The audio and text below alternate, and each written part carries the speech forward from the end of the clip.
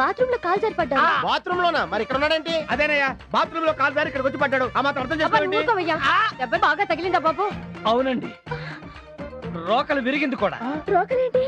అదే రోకలు జారి కాలు విరిగింది కదా, వెంటనే రోకలు కట్టుకట్టండి. అదేమిటో బాబు, ఇంత దెబ్బ తగిలినా నువ్వు వచ్చేటట్టే మాట్లాడుతున్నావు.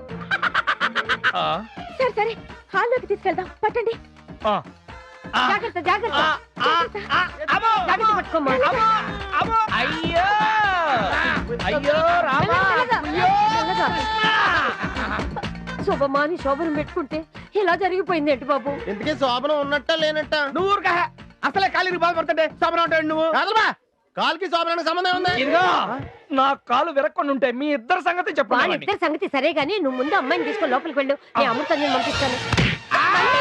చూసారా, ఆయన నొప్పితో అంత బాధపడుతుంటే శోభను అంటారేంటి? ఓ 4 రోజులు వాయిదా వేయండి.